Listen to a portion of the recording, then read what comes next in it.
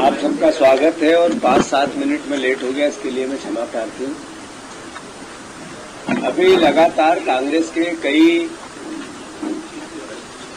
पूर्व विधायकों को और कांग्रेस के नेताओं को इनकम टैक्स के नोटिस दिए जा रहे हैं। आप देखो कि लगातार लोकतंत्र की ऐसी भावना जिसमें विपक्ष को डराना, धमकाना और एक आवाज आती है बार बार कि स्वायत्त संस्थाएं हमारी जितनी भी है, ईडी हो, सीबीआई हो, इनकम टैक्स हो, इस तरह की संस्थाओं को सबको झोंक दिया गया, पुलिस भी हो, झोंक दिया गया है केवल लोकतंत्र को कमजोर करने के लिए, डराने के लिए, धमकाने के लिए।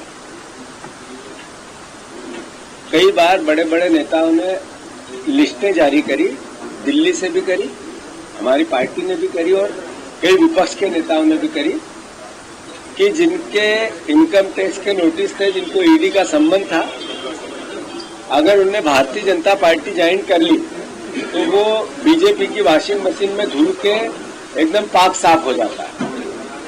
और अगर बीजेपी के खिलाफ आवाज उठाता रहा तो फिर उसको दोषी करार दे दिया जाता है या उस पर कार्रवाई चलती रहती है या उसको रोज किसी न किसी रूप में मीडिया में लाकर बदनाम करने की प्रोसेस चालू रहती है।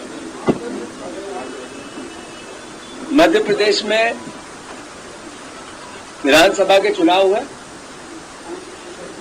जो जनता ने जनादेश दिया हमने उसको सर माथे पे लिया। और मैं जब पहली बार बन के आया तो हमने आज से लगभग 1 महीने 20-25 दिन पहले, 20 दिन पहले, तो मैंने यही कहा यहां से कि हम सकारात्मक विपक्ष की भूमिका निभाना चाहते हैं और जो जनादेश मिला है उसको आत्मसात करते हुए प्रदेश की विपक्ष में रह के सेवा करना चाहते हैं। वो कैसा है?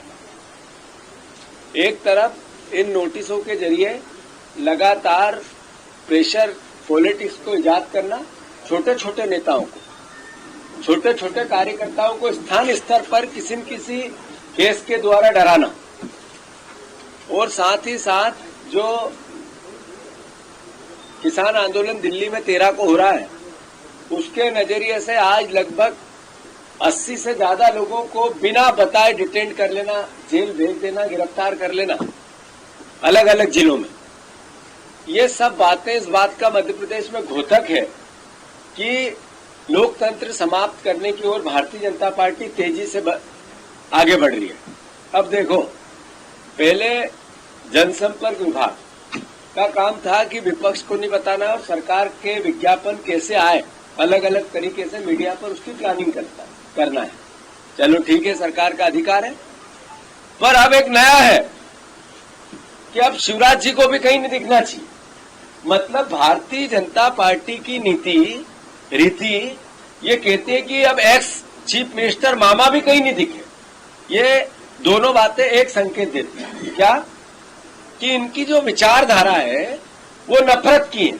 अगर अपना आदमी भी टारगेट पे आ गया, जिसने कुछ कहो, हम शिवराज जी की विचारधारा से जब भी विरोध करना पड़े उनके कार्य व्यवहार से मैं पीछे नहीं हटा, पर इस वक्त मुझे ये कहना पड़ेगा कि कल प्रधानमंत्री आए और उनको पहले दूसरे मंच पे बिठाया गया, फिर दूसरे मंच पे लाया गया, फिर उनसे प्रधानमंत्री ने किस तरह का व्यवहार किया, उनने नमस्ते किया, सामने से जवाब नहीं दिया गया। ये क्या मैसेज है? ये मैसेज ये है कि अगर हम आपसे नफरत, हमारी पार्टी के भी हो, तो हम आपसे अगर नफरत करते हैं तो करते हैं। यहाँ का जनसंपर्क विभाग सारे मीडिया हाउस को क्या बोलता होगा मुझे पता है अच्छे से, आपको भी पता होगा, मुझे बताने की आवश्यकता नहीं है।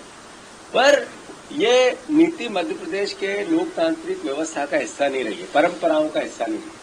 की तैयारी है आपकी तरफ पत्र लिखा है सर आपने?